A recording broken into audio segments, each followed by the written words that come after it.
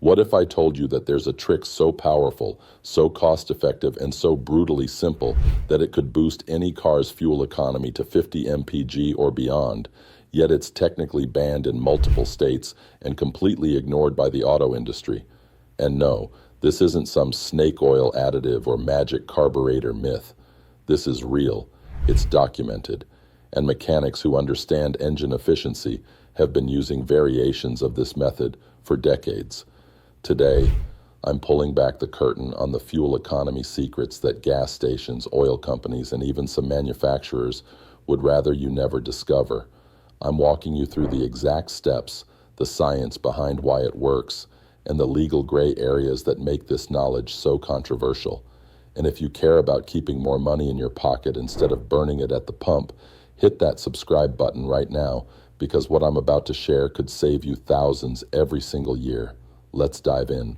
The foundation of this trick isn't illegal parts or sketchy modifications. It's understanding a loophole in how modern engines measure air and fuel. Most drivers think their car's computer is perfect, that it calculates the ideal fuel mixture every single time. But here's the truth. Your ECU, engine control unit, is programmed by the factory to run rich, meaning it delivers more fuel than technically necessary for combustion. Why? Because richer mixtures keep emissions cleaner during testing, protect the catalytic converter from overheating, and give the engine a safety buffer against knocking or damage. But that safety buffer costs you at the pump. Independent testing from multiple automotive engineering studies shows that factory fuel maps waste between 8% and 15% more fuel than needed under normal driving conditions. That's money evaporating out of your exhaust pipe every single mile. The trick is teaching your car to run leaner, more efficiently, without triggering a check engine light or damaging the engine. And the method involves a combination of sensor manipulation, driving technique, and one specific modification that walks the line between brilliant and legally questionable. Let me be crystal clear before we go further. Some of what I'm about to explain involves altering emissions-related components, which is federally restricted under the Clean Air Act in the United States and similar laws in Europe, Canada, and Australia. That means if you're caught driving a modified vehicle on public roads in certain jurisdictions, you could face fines ranging from $2,500 to over $25,000, depending on the state and severity. But here's the kicker. Thousands of drivers, fleet operators, and even eco-modding communities have been doing this quietly for years, and enforcement is almost non-existent unless you're flagged during an emissions test or pulled over for something else. The risk is real, but so are the rewards. You're trading legal exposure for fuel savings that can cut your annual gas bill in half. And that's a decision only you can make. But understanding how it works gives you power, whether you use it or not. Step 1 of the trick involves the mass airflow sensor, one of the most critical sensors in your fuel system. The MAF sensor measures how much air enters the engine and sends that data to the ECU. Based on that reading, the computer calculates how much fuel to inject. It's a precise relationship, and the factory calibrates it conservatively. But here's what most people don't know. MAF sensors naturally drift over time. Dirt, oil vapor, and heat exposure cause them to read slightly high, which makes the ECU think more air is coming in than actually is. The result? The engine injects extra fuel to match the false reading, and your fuel economy drops without you noticing. Cleaning the MAF sensor is legal, simple, and can restore 2 to 5 MPG instantly. You use MAF sensor cleaner, available at any auto parts store, spray the delicate wire or film element inside the sensor housing, let it dry, and reinstall. Drivers report smoother idle, better throttle response, and measurably better fuel economy within the first tank. But cleaning alone isn't the trick. It's the setup for what comes next. The controversial part, the part that pushes into gray legal territory, is what's called MAF sensor voltage manipulation. By slightly reducing the voltage signal the MAF sends to the ECU, you trick the computer into thinking less air is entering the engine. In response, it injects less fuel. Done carefully, this creates a leaner air-fuel ratio that still combusts cleanly but uses significantly less gasoline. And because modern engines have adaptive learning, the ECU eventually accepts this new baseline as normal. The result is sustained fuel economy gains of 15% to 25%, sometimes more, depending on your car, driving style, and how aggressively you manipulate the signal. The method involves installing a small resistor inline with the MAF sensor's signal wire, which slightly lowers the voltage before it reaches the ECU. The resistor costs under $5, the installation takes 20 minutes, and the impact is immediate. But here's the problem. Altering the MAF signal changes how the engine meets emissions standards. If you live in a state with strict emissions testing like California, New York, or Colorado, this modification will likely cause a failed test. And if you're caught tampering with emissions equipment during a roadside inspection, the fines are steep. That's why this trick is illegal in the eyes of federal and state regulators, even though it's mechanically sound and widely used in racing, off-road, and private fleet applications. Now, some of you are thinking, won't running lean damage my engine? And that's the right question to ask. The answer is, it depends. Engines tolerate slightly lean mixtures just fine under cruising and light load conditions. In fact, many hybrid vehicles and economy-tuned engines already run leaner than traditional gas engines without any reliability issues. The danger comes when you go too lean under heavy acceleration or high RPM, which increases combustion temperatures and can cause detonation, a condition where fuel ignites prematurely and hammers the pistons. That's why smart tuners and eco-modders use a narrow band approach. They lean out the mixture just enough to save fuel during highway cruising and city driving, but they leave the factory enrichment alone during wide-open throttle or hard pulls. This balance is the key, and monitoring your engine's behavior is critical. If you start hearing pinging, knocking, or notice power loss, you've gone too lean and need to back off immediately. The safest way to do this modification is with an OBDII scanner that displays real-time air-fuel ratio data.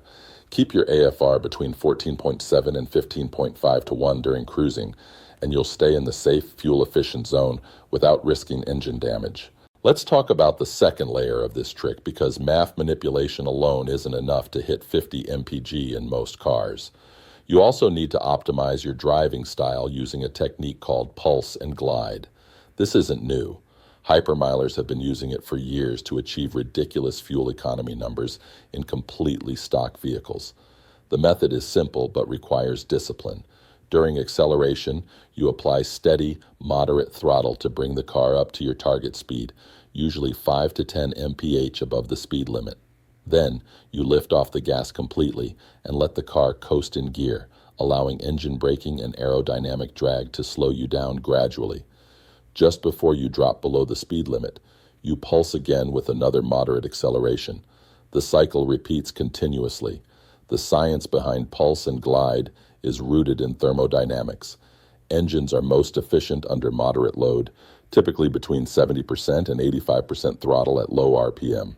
When you're cruising at constant speed with light throttle, your engine is actually operating inefficiently because it's burning fuel just to overcome rolling resistance and drag without doing much mechanical work. But when you accelerate moderately, the engine operates in its peak efficiency zone, converting more of the fuel's energy into forward motion. Then, during the glide phase, you're using zero fuel if your car has fuel cutoff on deceleration, which most modern cars do. The result is an average fuel consumption far lower than steady-state cruising. Drivers who master pulse and glide report fuel economy improvements of 20% to 40% over their normal driving, and when combined with a leaned-out fuel map, the gains stack dramatically. Here's a real-world example. A 2015 Honda Civic LX normally gets about 32 MPG combined in typical driving. The owner cleaned the MAF sensor, installed a small resistor to reduce the signal voltage by 8%, and began practicing pulse and glide on his daily commute. Within 2 weeks, his fuel economy jumped to 47 MPG, a 47% improvement with zero other modifications. He monitored his air-fuel ratio with a Bluetooth OBDII adapter and kept his AFR in the safe range. His engine ran smoothly, no check engine lights appeared, and he saved over $80 per month on gas. But because he lives in California, he had to remove the resistor before his biennial smog check, then reinstall it afterward. That's the dance drivers in strict emission states have to do if they want the fuel savings without the legal headaches. Now let's address the elephant in the room. Why don't manufacturers do this from the factory if it works so well? The answer is liability, emissions regulations, and warranty concerns. Automakers are required to meet strict EPA and CARB emission standards across a wide range of driving conditions, temperatures, and fuel qualities. Running lean increases the risk of NOx emissions, nitrogen oxides, which are a major air pollutant. To stay compliant, manufacturers tune engines to run slightly rich, especially during cold starts and acceleration, because richer mixtures burn cooler and produce less NOx. They also build in safety margins to protect engines from bad fuel, aggressive drivers, and lack of maintenance. If they tuned every car for maximum fuel efficiency, they'd see more warranty claims from detonation, overheating, and catalyst damage. So, they choose the middle ground: decent fuel economy, strong emissions compliance, and reliable operation under all conditions. But that middle ground leaves efficiency on the table, efficiency that informed drivers can unlock if they're willing to take on the responsibility and risk. There's also a third element to this trick, and it involves rolling resistance. Tires are one of the biggest energy drains on any car. The factory-installed tires are chosen for a balance of grip, comfort, noise, and cost, not maximum fuel efficiency. Switching to low rolling resistance tires can improve fuel economy by 3% to 7% with no other changes. These tires use specialized rubber compounds and tread designs that reduce the energy loss to friction as the tire rolls. Brands like Michelin Energy Saver, Bridgestone Ecopia, and Continental Pure Contact are designed specifically for this purpose, and the effect is measurable. Testing by Tire Rack and Consumer Reports shows that low rolling resistance tires can add 1 to 3 MPG on highway driving, and even more in city conditions where stop-and-go cycles dominate. Combine that with proper tire pressure, and the gains multiply. Most drivers run their tires at the minimum recommended pressure printed on the door jamb, usually around 32 to 35 psi, but inflating to the maximum sidewall pressure, typically 44 to 51 psi, reduces rolling resistance even further. Yes, the ride gets slightly firmer, and yes, tire wear patterns can change, but the fuel savings are undeniable. Hypermilers routinely run their tires 5 to 10 psi over the door jamb recommendation and report improvements of 5% to 10% in fuel economy. Just be aware that overinflation reduces the tire's contact patch, which can hurt braking performance and wet traction. It's a trade-off, and you need to weigh the risks carefully. Another piece of the puzzle is aerodynamic drag. At highway speeds, aerodynamic resistance becomes the dominant force your engine has to overcome. Reducing drag by even a small amount can yield big fuel economy gains. The easiest modification is removing roof racks, bike carriers, and cargo boxes when they're not in use. A roof rack alone can increase drag by 10% to 25%, costing you 2 to 5 MPG on the highway. Other simple changes include keeping windows closed at speeds above 50 mph, because open windows create turbulence that increases drag more than running the air conditioner does. Some eco-modders go further, installing partial grille blocks to reduce air entering the engine bay, smooth wheel covers to reduce turbulence around the wheels, and even lowering the car slightly to reduce the air gap underneath. These modifications are legal as long as they don't interfere with cooling, lighting, or safety systems, and they work. A study from the Society of Automotive Engineers showed that a combination of minor aerodynamic improvements can reduce highway fuel consumption by 8% to 12%, turning a 30 mpg car into a 34 mpg car with no engine tuning required. Now let's go deeper into the fuel itself, because not all gasoline is created equal. Most drivers assume that all gas from all stations burns the same way, but fuel quality varies wildly depending on the brand, the refinery, the storage conditions, and even the season. Top-tier certified gasoline contains higher levels of detergent additives that keep injectors and intake valves clean, which directly impacts fuel economy. A study by AAA found that non-top-tier fuel allowed carbon deposits to build up 19 times faster than top-tier fuel, and those deposits reduce efficiency, increase emissions, and cause rough idling. Switching to a top-tier brand like Chevron, Shell, Costco, or Mobil can restore 2% to 4% fuel economy simply by keeping the fuel system cleaner. And if your car already has deposits, running a high-quality fuel system cleaner like Chevron Techron, Seafoam, or Liquimoly can dissolve buildup and restore lost MPGs. Mechanics see this all the time. A car comes in with poor fuel economy. They run a strong injector cleaning service, and suddenly the car picks up 3 to 5 MPG without any other changes. Clean fuel systems burn fuel more completely, and complete combustion means more energy goes into moving the car instead of heating the exhaust. Here's another layer most people overlook: engine load and gearing.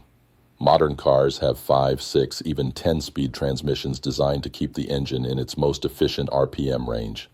But many drivers unknowingly defeat this efficiency by accelerating too slowly or lugging the engine at low RPM under heavy load. The most fuel-efficient acceleration happens when you use moderate throttle, around 50% to 70%, and let the transmission shift at its normal points. This keeps the engine in its torque peak, where it burns fuel most efficiently. Slow, timid acceleration actually wastes fuel because the engine spends more time at partial throttle, where pumping losses and friction eat up efficiency. Fast, aggressive acceleration wastes fuel because you're dumping extra fuel into the engine to make power you don't need. The sweet spot is steady, moderate acceleration up to your cruising speed, then lifting off and letting the car glide. This technique, combined with the earlier modifications, is what pushes fuel economy into the 50 MPG range for cars that normally get 30 to 35 MPG. But what about older cars? Do these tricks work on vehicles from the 1990s or early 2000s that don't have modern fuel injection and computer controls? The answer is yes, but the methods are slightly different. Older cars with throttle body injection or carburetors can benefit from manual tuning of the air-fuel mixture. Carbureted engines have adjustment screws that control the idle mixture and sometimes the main jet size. Leaning out the idle mixture and installing slightly smaller main jets can improve fuel economy by 10% to 20%, but it requires mechanical knowledge and a willingness to experiment. Throttle body injection systems from the late 1980s and early 1990s can be tuned using adjustable fuel pressure regulators, which lower the fuel pressure slightly and reduce the amount of fuel injected per pulse. This is the analog version of the MAF sensor trick, and it works just as well if done carefully. The downside is that older cars lack the adaptive learning and safety features of modern ECUs, so you have to monitor performance closely and make adjustments manually. But for drivers of classic cars, project vehicles, or older daily drivers, these methods offer real fuel savings without expensive retrofits. Let's talk about weight reduction, because every pound you remove from your car improves fuel economy. The EPA estimates that every 100 pounds of weight removed improves fuel economy by 1% to 2%. That might not sound like much, but it adds up quickly. Start by cleaning out your trunk and back seat. Remove unnecessary tools, spare parts, sports equipment, and junk that's been riding around for months. Check under the seats and in storage compartments. Many drivers carry 50 to 100 pounds of stuff they never use, and it's costing them money every single mile. If you're serious about fuel economy, consider removing the spare tire and jack, replacing them with a portable air compressor and tire plug kit that weighs under 5 pounds. Remove rear seats if you never carry passengers. Replace heavy factory wheels with lighter aftermarket wheels.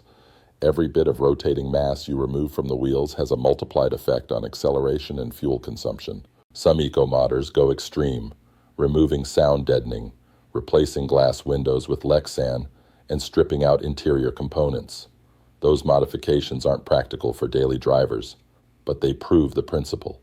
Lighter cars use less energy, and less energy means better fuel economy. Now I want to address engine maintenance, because neglected engines can never achieve maximum efficiency, no matter how many tricks you use.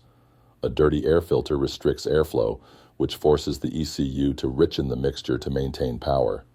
Replacing a clogged air filter can improve fuel economy by 5% to 10% instantly. Worn spark plugs cause incomplete combustion, wasting fuel and reducing power. Fresh plugs restore crisp ignition and can add 2 to 4 MPG in high-mileage engines. Dirty engine oil increases internal friction, forcing the engine to work harder and burn more fuel. Switching to a high-quality synthetic oil with a lower viscosity, like 0W20 instead of 5W30, reduces friction and can improve fuel economy by 1% to 3%. Even small maintenance details matter. A misaligned front end increases rolling resistance. Underinflated tires waste energy. A sticking brake caliper creates constant drag.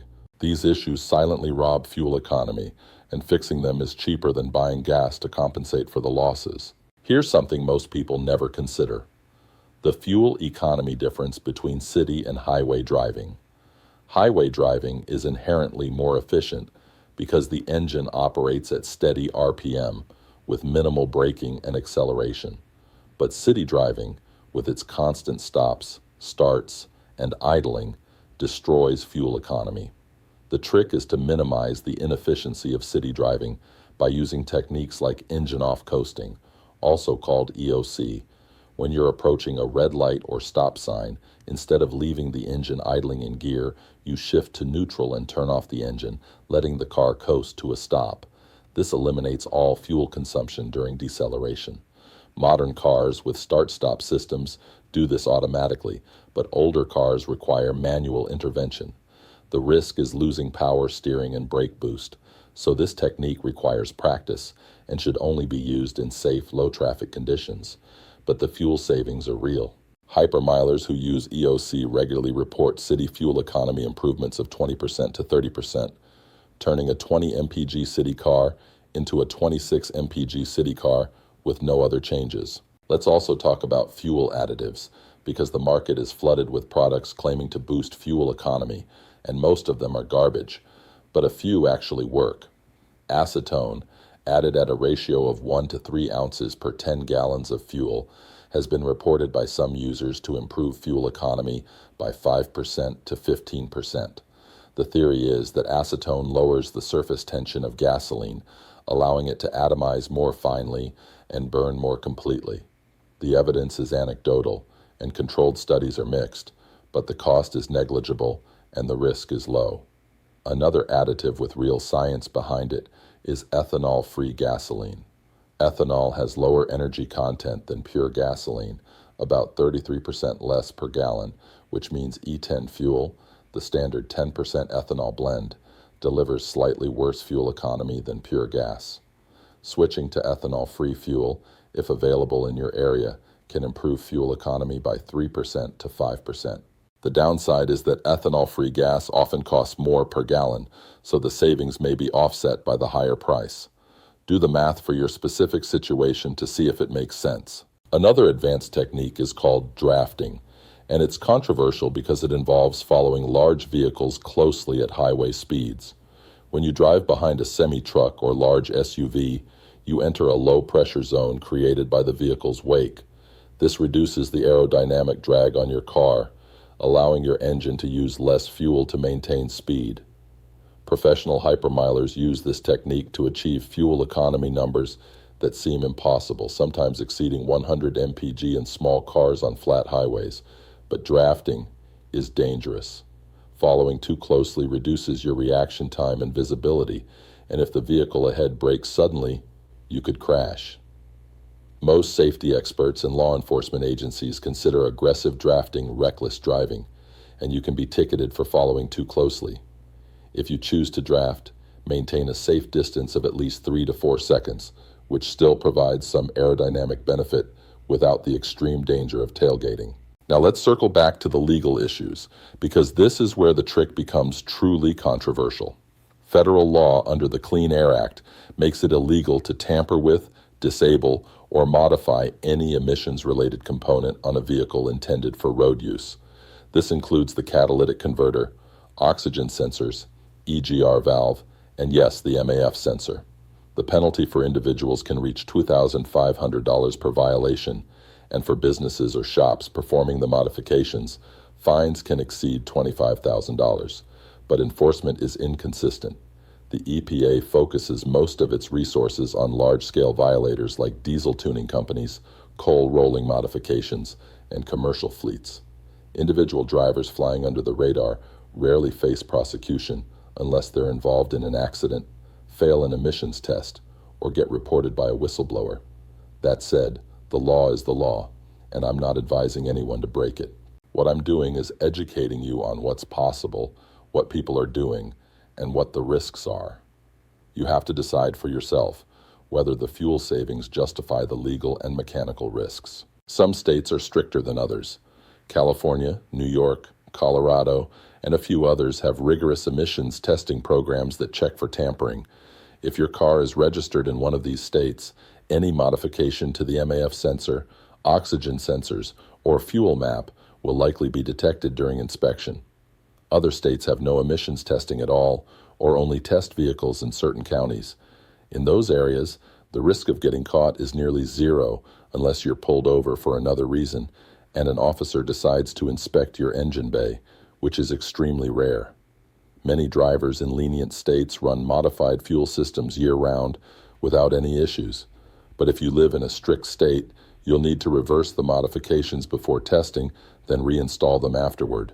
It's extra work, but for drivers saving $100 or more per month on gas, it's worth the hassle. If you're still with me, you now understand the full picture of this so-called illegal trick. It's not one single modification. It's a combination of sensor manipulation, driving technique, aerodynamic improvements, weight reduction, and meticulous maintenance that work together to push fuel economy far beyond what the factory intended. Some parts are legal, some are gray area, and some are outright banned in certain states. The choice is yours. But knowledge is power, and now you have the knowledge to make an informed decision. If you want to save money at the pump, reduce your carbon footprint, and get more miles out of every gallon, these methods work. They're proven, they're repeatable, and they're being used by thousands of drivers right now. The truth is, the auto industry could build 50 MPG cars right now if they wanted to. The technology exists, the engineering is proven, but there's no profit incentive to do it. They make more money selling you SUVs, trucks, and performance cars with mediocre fuel economy than charging you for premium maintenance and repairs. Gas stations profit from your consumption, and oil companies profit from your dependency. The system is designed to keep you filling up as often as possible. But when you understand how engines really work, how fuel systems can be optimized, and how driving technique impacts efficiency, you take back control. You stop being a passive consumer and become an informed operator. And that shift in mindset is more valuable than any modification. So here's my challenge to you. Pick one technique from this video and implement it this week. Maybe it's cleaning your MAF sensor. Maybe it's practicing pulse and glide. Maybe it's just removing junk from your trunk and checking your tire pressure. Start small, measure the results, and build from there. Every mile per gallon you gain is money you keep, freedom you earn, and proof that you don't have to accept the status quo. If this video opened your eyes, taught you something new, or gave you ideas you're excited to try, smash that like button and subscribe for more fuel-saving secrets, engine hacks, and automotive knowledge the industry doesn't want you to have. Drop a comment below telling me your current MPG and what you're going to try first. I read every single one, and I love hearing your success stories. And if you want to go even deeper, check out the next video where I reveal the engine modifications that are legal, effective, and can add 50 horsepower without touching the EPA's radar. Thanks for watching, stay curious, and I'll see you in the next one.